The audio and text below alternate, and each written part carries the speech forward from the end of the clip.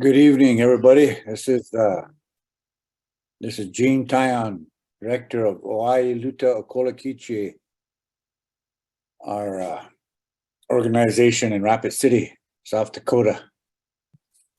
We are starting back up our weekly cultural teachings by Chie Rick Two Dogs, and he's pretty much the foundation. Him and his wife, Kashi Asleen, are the foundation of our program here. We have a contract from Great Plains Tribal Chairman's Health Board Way program, and the contract is to demonstrate a cultural approach to addiction healing and mental health management is effective. So we've been doing this in our office space in Oak Kmart Plaza in Rapid City, 918 East North Street, Suite 401. And we are working hard to provide this. It's not a treatment program, but it's similar. It's a cultural approach, like I said. And tonight we're really honored and humbled to have Chie Rick present us this teaching. So, Chie, whenever you're ready, sure appreciate it. Wopla. All right. Can you hear me okay? Yeah. Okay, I'll share my screen first.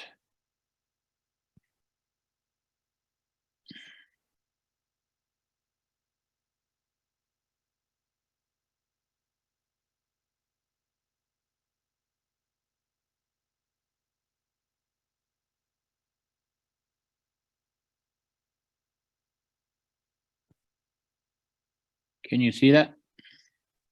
Yeah. Okay. Okay, you see that? Yeah. Lakota Star Knowledge. So that's what we're gonna speak about this evening. As my younger brother said, I'm Rick Two Dogs. My Lakota name is Hmuya Money.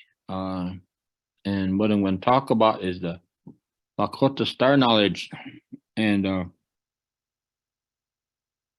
we'll begin with opening prayers, and a lot of this knowledge is spiritual. So first, if Bill is available, can you stop that sound when people are entering into the room? I don't know if you guys hear it, but I could hear it. Will do. I'll work on that. Okay. It's kind of annoying. Anyway,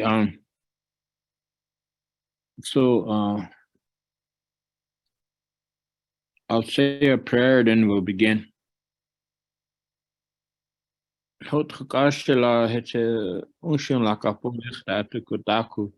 Iwonga kapik unka henum kichio astepona. Onstich alena chetiche heche oyate. Onshika hontrab na wichasha onshika hemacha. Chatukteni lilichila. Opimich esni ka onstich awan unka. Leon petukile taku. Lechta tukitaku iwonga kalena. Oheche atrukata kion yanki. Oheche lena wonspe on kichuna taku aste etan trainkta heche. Hoi chiche l'autre cache là. On chien la capo homita cache. Okay, so what the knowledge I'm gonna share with you, I grew up listening to it, I grew up hearing it.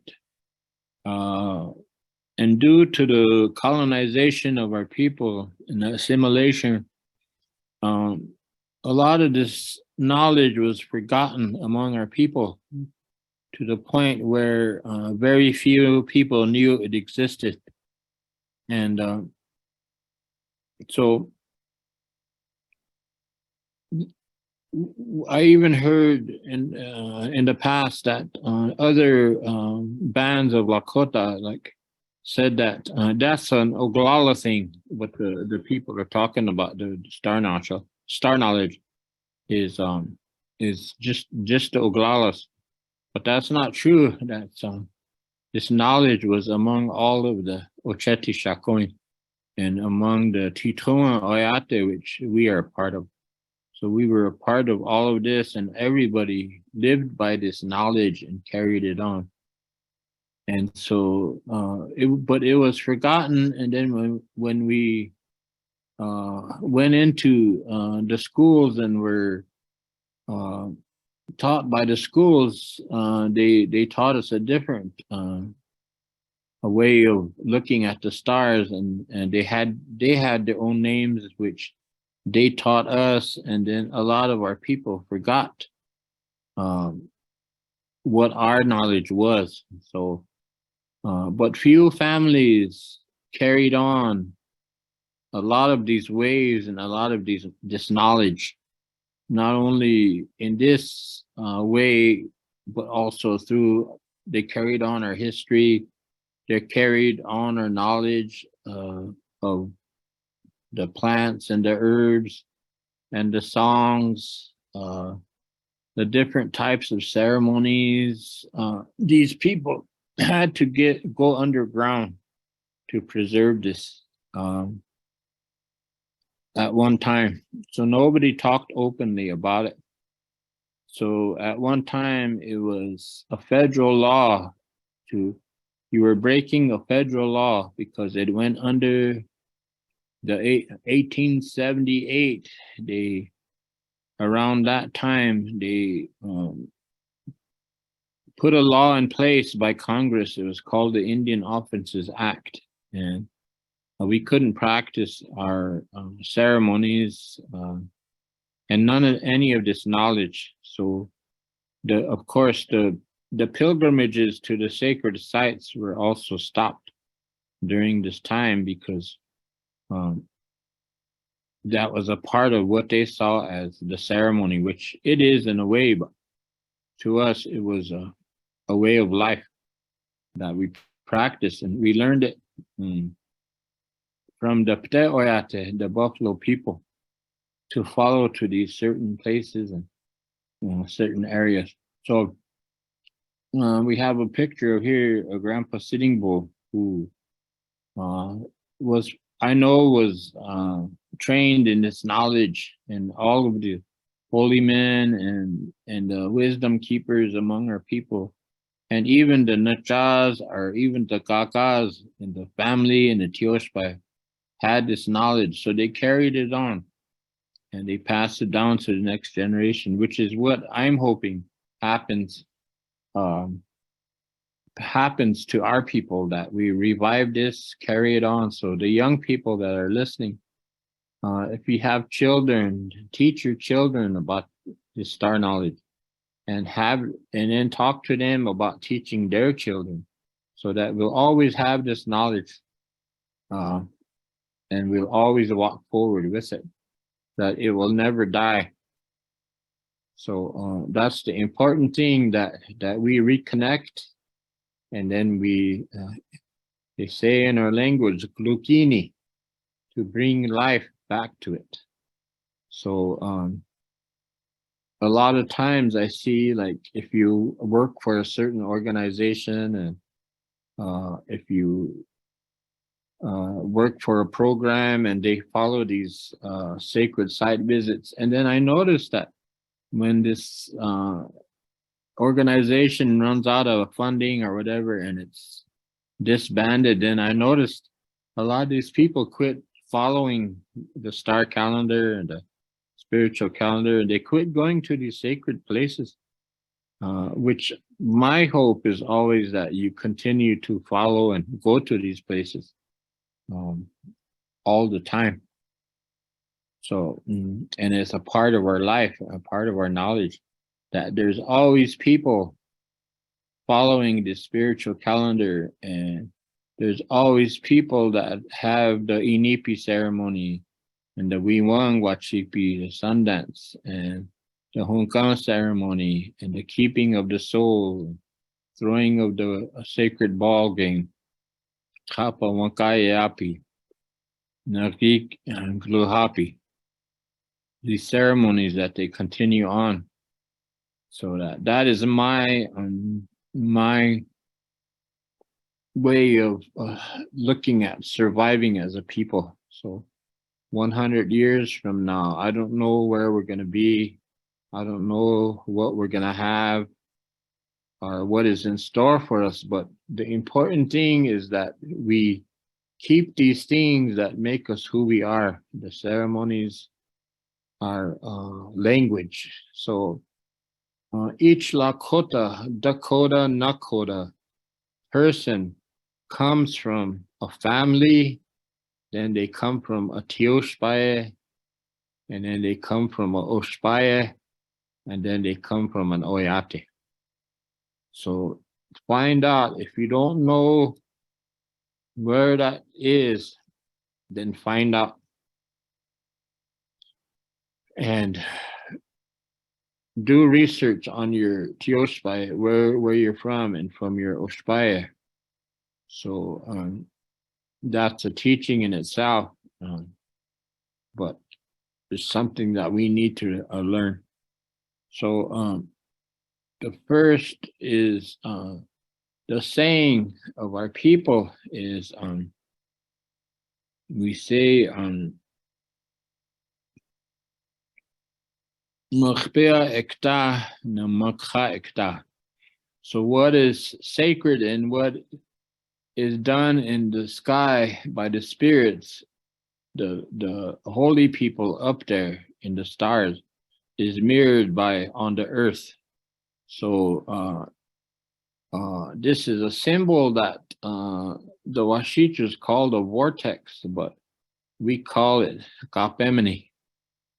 And so you see a lot of this design on a lot of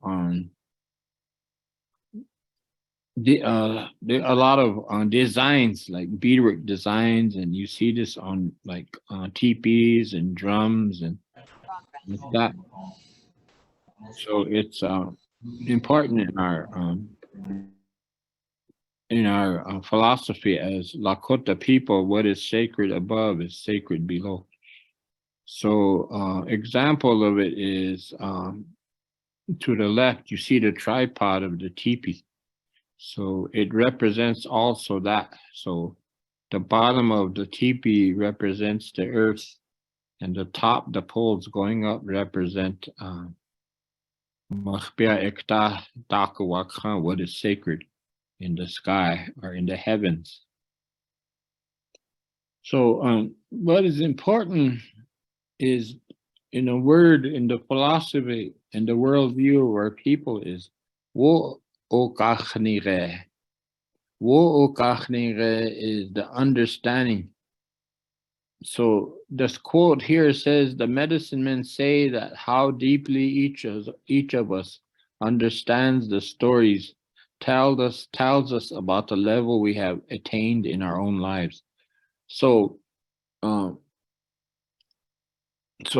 Lakota it says, Wichasha wakanki watonho mahetia takun unkokach nigabiki he watonho troachi nari unkitrau ekta. That's how you say it in Lakota. So this is important in our everyday lives as we live our lives. We have to believe.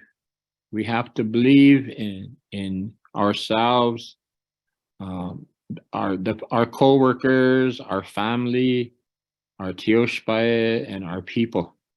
We have to believe in them and understand them, to decipher our role in this world. Where do we belong? You know, and that's one of the things, the challenges that our young people face, because their identities were taken from them as a people. So they emulate a lot of other cultures, like the Black culture, the Hispanic culture, some even the white culture. And so they don't have an identity as a Lakota, Dakota, or Nakota. And I think a lot of the indigenous nations throughout the United States also experience this, because we don't know who we are or where we belong in a certain family or Tioshpaye or Oshpaye. So when you say I am Oglala Lakota, so you take it further. Are you which Oshpaye do you belong to? Are you Oyuchbe? Are you Iteshita? Are you Kiyuksa? Are you Wajaje? Like that. They're different names. And then underneath those Oshpaye is also the names of the Tioshpaye. So on my mother's side, she's a Wajaje, which are the people that settled in Porcupine. But underneath that, she comes from the Preshla Oyate, or Preshla Tioshpaye, which is the bald-head people. In my father, I belong to the Kiyuksa Oshpaye. Beneath there is the Tioshpaye called Matro Oyate. But they had two names, or they had three names. So they were the Matro Oyate, Oglalachje, na Iashita. There was three names that they were known by as throughout history. So what is the story and the history of our people? What type of medicine did they carry and walk with? So the Wayush, which is the bloodline, is very important in our culture. Very, very important. That's why historically throughout our time as a people, we can trace medicine in families, in Tioshpayes. And those old people, when they were alive, when suddenly a man sprung up and said, I'm a medicine man, or I'm a holy man, or I am a dreamer, then these old people say, no, you cannot be, because that is not in your bloodline. And so they would question him about that. So not only do you have to have the medicine in your bloodline, the people have to validate it. So that's why if you are not a Lakota, Dakota, or Nakota, you cannot carry the medicine of our people. It's impossible. You cannot do that any more than I can go to the Chinese people and try to pass myself off as a medicine person among them. That's impossible. They'll never believe me. They'll never believe me. They'll say, no, you're not of Chinese blood, and it isn't. And of course, if I'm not of Chinese blood, it's not going to be in my bloodline. So the understanding is really important. So when you talk to somebody in Lakota, or you give them a teaching, you're going to ask them, do you understand? They have to understand before you move on. That's the importance of what the holy men are trying to say. So this is Mukhpiatakia, to the heavens. So our oral history with the Lakota will teach us that nomadic hunting societies do not ignore the heavens. So they watch not only the stars, but they watch the clouds. And my grandfather, and my grandmother, but were both expert weathermen. My grandfather would say, look to the sky, and he'll say, "Wiki achi wiki achi." He say, that's the circle around Washita. It's called sundogs. He says that circle around like a rainbow around the sun. We achi. The sun built itself fires. So he'll say, O sneak the low, it's gonna be cold. Cha etan kaksapo, split some wood. Tio cha etan tio tokshupo, bring some wood inside. It's going to be a cold day. And then he used to say when we went to somewhere or we were camped outside, and he would look towards the stars and he would say, he would look to the horizon and you see this heat lightning, these flashes of lightning on the horizon. He'll say, there will be dew on the grass tomorrow morning. And he was always accurate. And then when we got radios and we would listen to the weather, he would always say, he will contradict a lot of times what they were giving on the weather report. So as also the weather played in the hunting of the game. So they not only, so they were able to know when to go to hunt. They would know when the deer were ready, just by the clouds and the weather and the stars. So they used the stars also as a guidepost. So they always, if you ever lost in the hill, like say in the Black Hills and stuff, or anywhere, you just look for the North Star, and then you will find where that star is. You would know what direction is north. So when they started to leave camp at night, they would say, where is the position of the North Star? And then they would follow by that.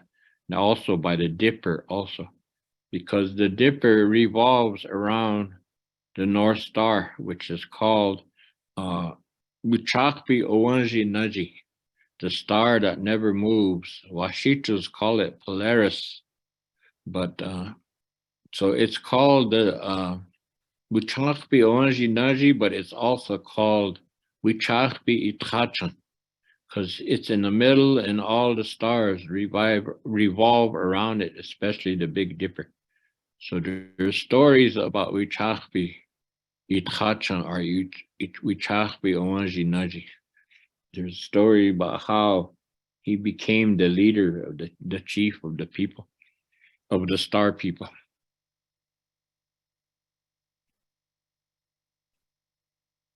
So the sun reaches farthest point to the south on its eucalyptic path, which is called Ampewi Trachunku. So it was time for the people to gather Chanshasha red willow bark. So that happens on the winter solstice, which is December 21st on the Washichu's calendar. But how we know it's the winter solstice is the sun not only reached the furthest south, but above us, Tayamani Chankahu, which the white man calls Orion's belt, is right straight above us. And the constellations line up east to west. So the Tayamani Pra is right over us, and then the Chankahu, which is the backbone, and then Tayamani Trasinte is towards the east. So that's how we know. So we didn't have calendars, but we knew it was the winter solstice. So the people made offerings in their winter camps and prepared to go and gather the Chanshasha. So to make the offerings in the winter camps for the coming winter also. So they pray that nobody like freezes to death and there's no large blizzards to make it difficult for the people. So their prayers were always geared again towards the weather and the stars, and then our survival in this area. So our word for our area here in the Black Hills is Owana Tranka, or translated, it means the large hunting grounds. Owana means to hunt. Owana Tranka is our large area of hunting grounds. So that's what we call our land here.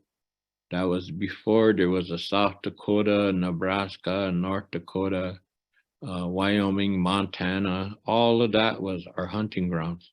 Clear up to the Bighorn Mountains, and above where Sheridan, Wyoming is.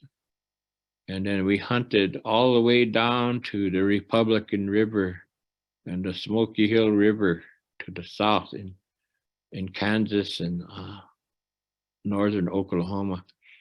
And then we hunted all the way up to the Chantewakpala, which is the Heart River in North Dakota.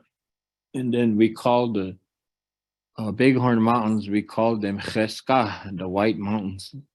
So that was all area was our hunting grounds.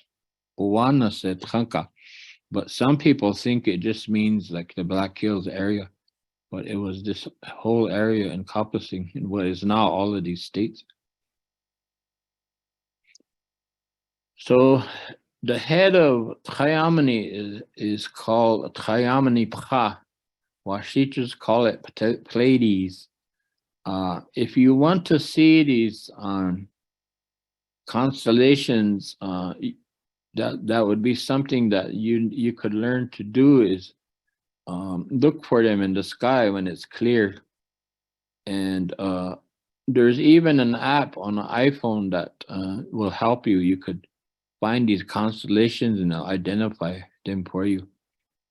So when Trayamani Pra, the sun goes through this constellation, we go to what was known at one time as Harney Peak, but it's also known as Wichinchala Shakoin, the 7 little girls, or else the 7 sisters. So we go there on the first day of spring, and we welcome back the thunder. So that's when the sun passes through Triangulum, the constellation that they call it, but we call it Transhasha Ipusia. And then the Big Dipper, it passes through the Big Dipper, and it in the sky, the Dipper represents a large sacred pipe, and the sun passes through the Big Dipper and symbolically lights it. So the sun, it represents a coal, and it lights the sacred pipe up there. So down here we go to Blackout Peak, and then we Opari, our chanupas, we put sacred willow, red willow bark in our chanupas, and we smoke them and offer them, because the spirits in the sky are also doing the same thing. So this is something that we did for thousands of years, and these constellations move in cycles. So by the cycle that it's in and what is happening in the evolution of the earth is how we can tell time. This is how we know when we first received the sacred pipe. This is how we know when the first Sundance was conducted, how we got the different ceremonies. So a lot of holy men commemorate that in their prayers. When they pray, they say they mark time by where the sun is, even during the day. So I used to hear the old holy men, and I use this prayer too, is Opewi ki wakaha kinaji echuha. The sun is standing now in a certain place. During this time, I'm sending this prayer to you. So that's how they would start their prayer. So everything was commemorated in time like that. So it goes in cycles. It goes in cycles. Each year is a cycle. Every so many years is a cycle. And it goes back like that for hundreds of years, thousands of years like that. It's a constant cycle. So there's a story about Halley's Comet, which comes every 75 years. So there's a story about a coyote that catches a ride on Halley's Comet, but it's a star that comes down, and they say it picks up this coyote and rescues this coyote, and this coyote comes back every 75 years, commemorating that star. So it's going to appear in 70. So it came the last time around 1984 or 85. So do the math from then, 75 years, and that's when it's going to come back. So as I mentioned earlier, the head or constellation of the animal, perhaps buffalo, they said, but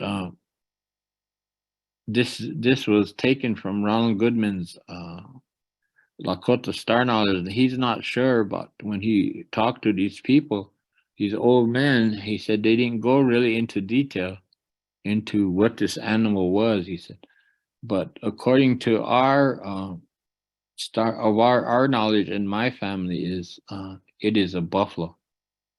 So the story goes that long ago an eagle killed 7 little girls and went up on top of the mountain, and their spirits went up into the sky and formed the Wichinchla Shacoin right around the spring equinox.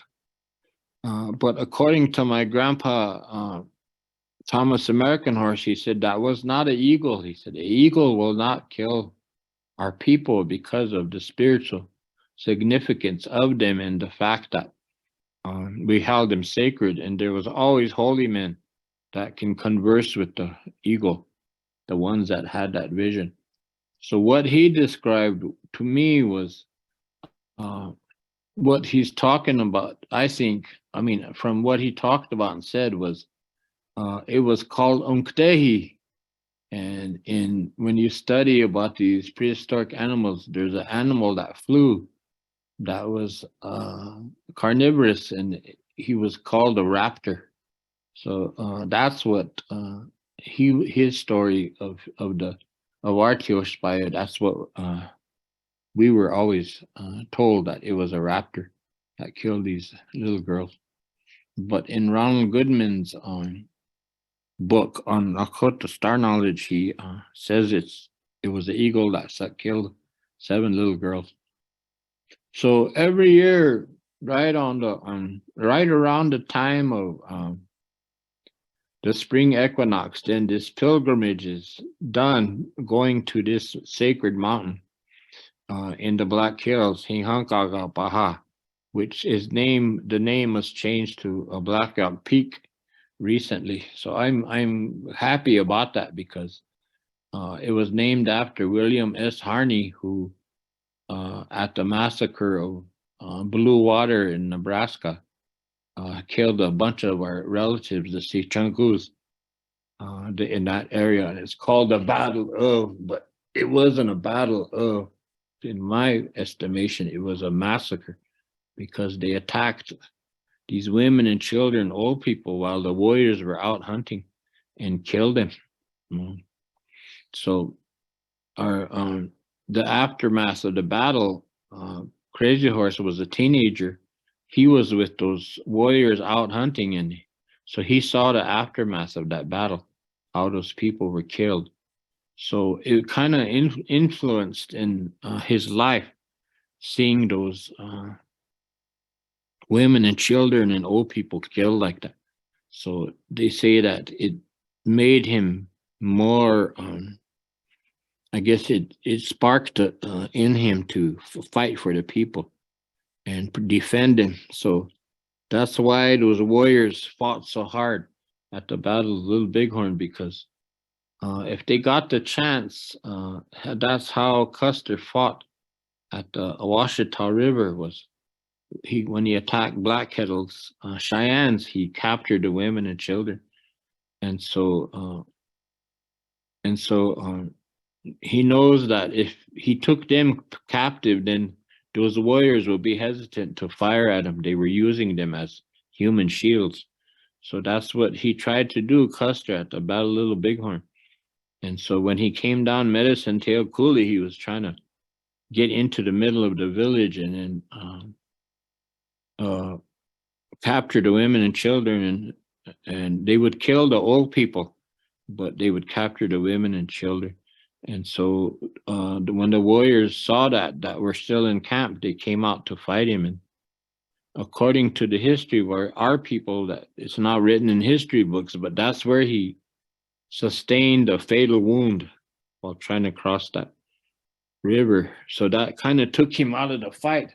So you see these pictures of these Lakotas laying all around him, and he's standing there with his pistol and shooting. That's not true. They say that he was hit and he became, shortly after that, he became unconscious. So as they retreated up the hill towards what they call now a Last Stand Hill, he was already out of the fight. He was probably bleeding to death and probably going in and out of consciousness, and he probably died while they were still having the battle.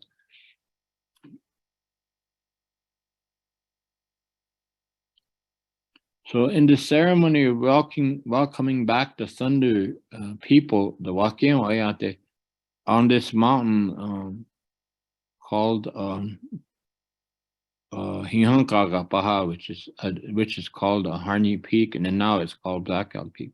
The ceremony is done up there to welcome back the Thunder and make offerings to them, so that in the winter they'll bring, in the summer they'll bring rain, and they won't bring destructive weather like hail or like blizzard. Real bad storms like tornadoes like that. They would pray to them to pity them. And we still, as a people, have a connection to them. There's still people that burn cedar and make tobacco ties and hang up offerings, offer food to them when they come. And because they're up there as a people, in our belief, then they listen to us. So there's times when I've seen people pray and the storm would go around us. And then the next stop would be Preshla. So in our language, we say, Okishlaya el Wowachwala, peace at a bare spot. So if you see a picture of the Black Hills from the top, there's a bare area there. And at one time, the belief is that a meteorite hit that place. And they say that the first human spirit came to this place, and that's where we entered into the Black Hills. So at Preshla in mid-May, the spring had actually begun, and a ceremony was performed which welcomed back those life forms which had been prayed for at the equinox. The ceremony was called Peace at the Bare Spot, Okishlaya El Wowachwala. So we gather there in the Black Hills it's usually around early May. So this welcoming ceremony included feeding the plants by pouring water on the earth, scattering seeds for the birds, and then offering of tongues for the meat eaters. Also at this time, people begin to ready themselves for Sundance by fasting. Also what is done there is what they called Ishtamne Wichakchipakitapi, a wiping of tears for the bird nation, the animal nation, because they said they had losses just like us. We lost relatives through this year. They did too, different ways. They lost relatives, and everything that we feel, they feel too. They feel grief too. They feel pain. They feel loss. They feel depression. All of these things we feel as a people. because we're no different than them. They are the Wahupakoze, they're the wing people. We are the Wahunupa, the two-legged people. But at one time, they say we were Wahutopa, we were four-legged. And at one point, we learned and started to walk upright. So next, after Peshla, on their journey to Tehechota, which is called Devil's Tower, on their journey, they stopped at Iyankaga. So after completing ceremonies at the Peshla, the people collected stones at Iyankaga in the Wyoming Black Hills and carried them to Tehechota to be used in the purification lodge during the Sundance. So there's still people that go there today, like the group of people that we have conducting our Sundance go there and gather the rocks. And we would carry these rocks long ago to Ptehechota, and we would use them in the purification ceremonies during the Sundance. So we still gather 7 rocks for each Sundance. So that we conduct. So we gather 14 rocks to go there, and all around this mountain, if you see it, is ranchers, but it's called it's designated a historic place, and I think it's under the National Park Service. So they allow us to go in there, and there's a family that lets us go there, and they're real. So far, they're real friendly to us, and they allow us to park on their land and get these rocks. And one time they were even having a birthday party, and they were having a picnic, and they fed us. And they were, only thing was they were trying to give us beer, but we refused that. Anyway, the people I was with did anyways. I don't know if the other ones, I'm sure everybody refused it. So during the Sundance, the constellation is called Bear Teepee, now Gray Buffalo Horn, aka Devil's Tower. So the place of the summer solstice Sundance. The Sundance reaches the farthest, the sun reaches the farthest north on its ecliptic path. The sun passes farthest north over Devil's Tower. So the sun, as it passes over, it reaches the furthest north it goes, and it passes over right over Tehechota.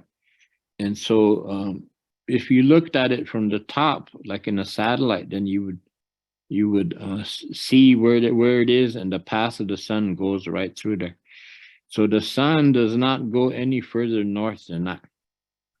And so on June 22nd, so June 21st is the summer solstice. So that's when the sun passes over this area. So our ancestors gathered there by the thousands and had a Sundance at that time there. And they danced within a lodge that encompassed 28 poles. The number 28 is sacred to us. So we use 28 poles for our sweat lodges, inipi. And there's 28 poles in the ribs of a buffalo. And there's a woman's purification cycle is 28 days. So every 28 days, a female purifies her body through her monthly cleansing. So the connection is there. So when it passes through there, we would gather. So the first day of Sundance would be June 21st. So even then, June 22nd on, usually the Sundance was 4 days. 22nd, or 21st, 22nd, the sun is already starting back south. 23rd, 24th on, the sun is traveling back to the south. So it's already making its cycle back to the winter solstice, which is the shortest day of the year, and the sun is the farthest to the south. So this is what it means when I'm saying that everything is in a cycle. So that's how we tell time in our history of our people.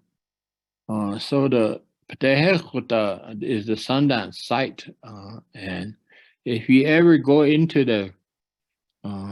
this place, you will pass the place where they sell your tickets to go in. But if you're there for ceremony, they don't charge you. And then when you turn to the south, there's a large opening there. Now it's a large prairie dog town, but that's where the Sundance was held during in past historical times. So the Sundance would go for four days there, and they would dance in a lodge. And in those days, the Sundance was so demanding and so hard that if you had a Sundance that, like, say, if the numbers like were in the 30s, then that would be considered a large Sundance. A lot of times Sundances were only with 16 people at sometimes average, but as low as 7, sometimes just 4 dancers, because it was so demanding of the people that the ones that made the wokichuns, the vow, knew what they were getting into, that they would dance from sun up till sundown in the heat. Sometimes they would dance at night, but the piercing was only during the day because of the teachings of the Sundance. So that's what cut down on the numbers.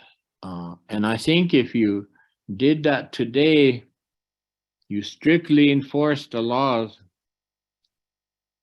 and stuck by them, and I think it would go back to like how it was. You would have a large Sundance would be 30 dancers.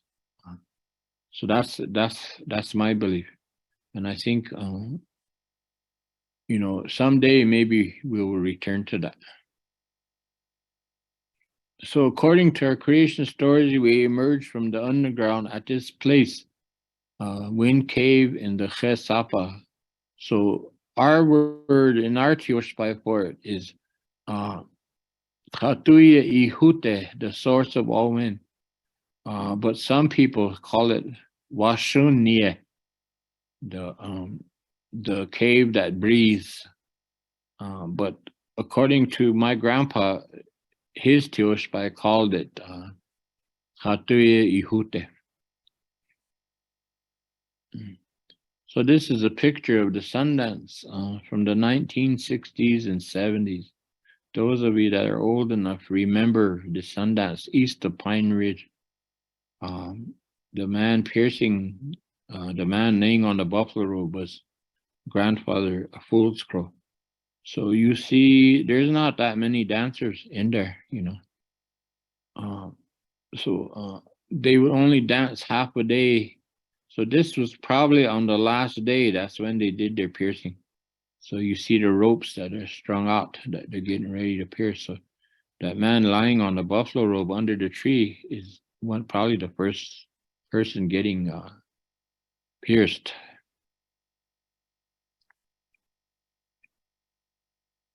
So there's the story behind the Wichakyu Hapi is the Big Dipper.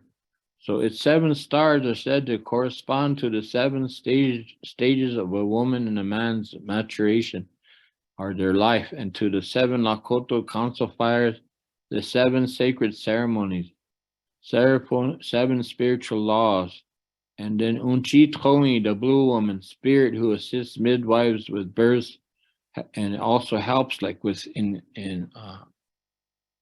helps in conception and childbirth.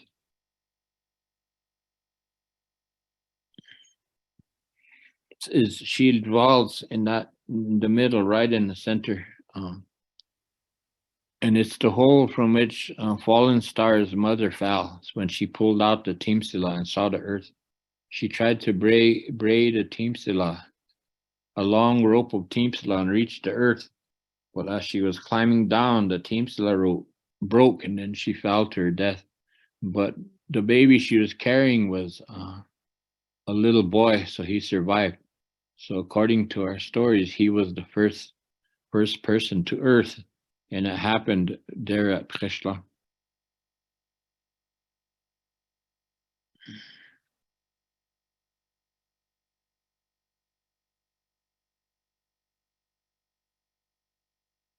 Uh-oh.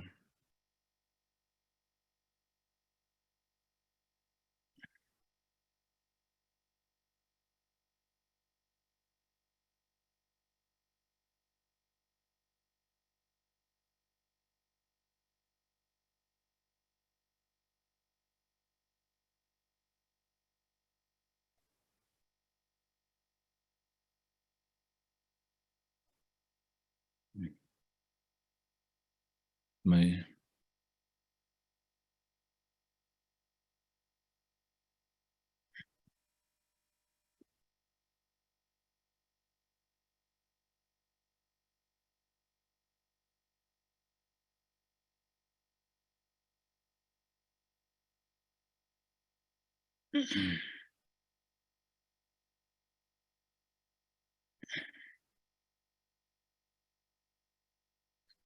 So these are the spiritual laws that come out of the Big Dipper.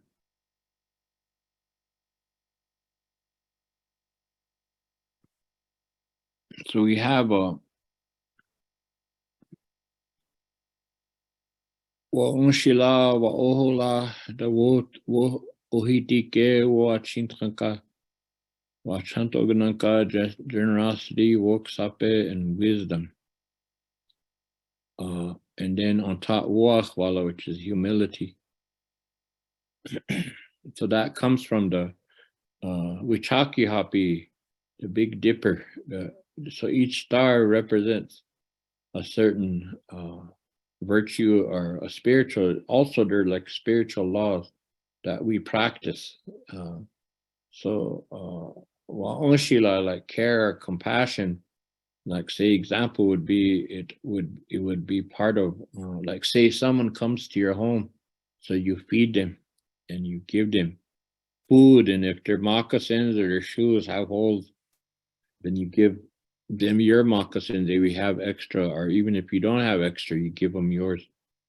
So it's kind of like something we practice throughout our lives. So each one of these we practice every day. The woakwala, the woksape, wachantoganaka, like that. So say woakwala, humility is they say dohni nigalatanktish.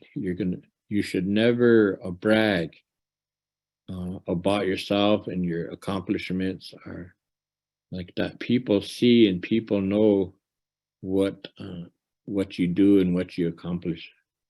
So those are examples.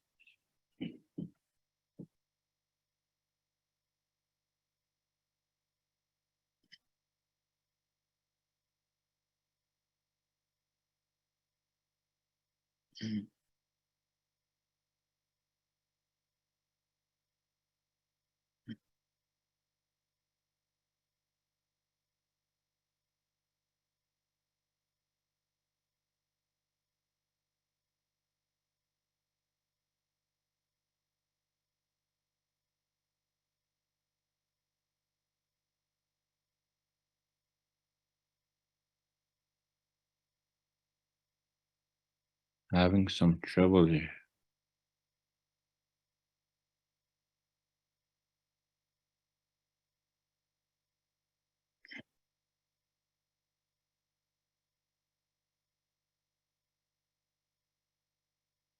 So the dipper, the connection of the dipper to the water for the purification ceremonies and to ferry the spiritual essence of deceased people to the spirit world. So there's a scene called Wichaki that this dipper also represents. And historically, it would be like kind of look something like a step ladder, and they would wrap deceased person on that and carry him. And then they would put four forked poles on a hill, and then they would lay that body in those forks. And then so they called it Hutopa Aganakap, which is the burial scaffold. So in the Tiikje, Ron Goodman got this quote and this story from Zach Bershill, who was a medicine man that lived at Wounded Knee. So he said, which what I said earlier was the teepee shape mirrors the heavens. There's 3 poles for the North Star, 7 poles for the cardinal directions, 2 poles for the years, equaling the 12 months and the 12 stars, morning, evening, 7 in the Dipper and 3 in Orion's belt. So the 3 poles he's talking about for the tripod is the Ampo Ichachbi, Stayatu Ichachbi. Ampo Ichachbi is the morning star. Stayatu Ichachbi is the evening star, and then Wichachbi Onji Naji, which is the North Star. So each one of these poles represent a certain thing. So the 7 pole is like for the cardinal directions, but also for the 7 spiritual laws and the 7 generations, and the 7 virtues are the spiritual laws. So there's 7 there that represent those. So there's 12 poles altogether when you put up a teepee. So each pole represents something. So you just don't tie poles together and put them up, but there's a meaning behind each pole, how it's put up. So this is a picture of the Star Knowledge calendar. So the Matro Tipila is when the sun dance is held June 21st at the Greyhorn Butte. So the sun passes through that constellation there, Matro Tipila. Washichas call it Gemini. And then Ian Gaga, first week in June when they gather the stones. The spring pipe ceremony, March 21st. So it goes through this constellation, Chashasha Ipusi, and then the dried willow bark. And then the Preshla, the full moon in May, is done at Preshla, but on the calendar, on the map, it says Reynolds Prairie. And then the Manichuka ceremony was June 21st, on December 21st in the winter camps. So you see the arrows pointing to where the star is that represents that. Trayamani Chankahu is the Orion's belt. So the star is, the arrow is pointed at the Trayamani Chankahu, the Wanichuka ceremony. So that's when they start to gather Chinshasa. So we're going through that time now. So you should be making Chinshasa now. Or you should be making your pipes for the summer ceremony. So you know somebody that needs a pipe or yourself, this is now when you should be cutting. So you should be going out and cutting your pipe stems now, like out of ash. And once the thunder comes, you can't cut Chinshasa or make pipe stems, because the Chinshasa becomes bitter after that, after the first thunderstorm. And if you cut after that, if you cut a pipe stem, that stem, when you cut it and try to dry it, it's going to split. So you're not going to be able to use it. So that's so this is how the constellations are up there now. So I don't know if it's cloudy outside or not, but you can probably go out and see some of these constellations. So in 1903, Tunkashla Mahpia Luta talked to the government officials who came to the reservation. And he told his people, his people told the government officials that the supernatural powers had given to the Lakota the buffalo for food and clothing. We told him that we're the buffalo range, that was our country. So he's talking about the buffalo followed the spiritual calendar, and that's where we learned it as Wahunupa, the people. So we learned it by following them because they were in tune with the universe and knew that they had to be at these certain places at that certain time. And so he said that that was our country, Grandfather Red Cloud. So he said that that was important that they have that country. So I think even though they put us on the reservations, he was asking the government officials that not only did they need the buffalo, but they needed to go to those sacred places in the spiritual calendar. And he said, we told him that the country of the buffalo was the country of the Lakotas. We told him that the buffalo must have their country and the Lakota must have their buffalo. So he's telling them the importance of this spiritual journey that we made throughout Black Hills and this area. At one time, that ranging of these sacred sites was done every year, nonstop. But because of the assimilation, colonization, it was forgotten. So now we've gone back to it, or we're trying to get back to it. So last year, I seen at least over 500 people there. It was really crowded. People were going up to make offerings.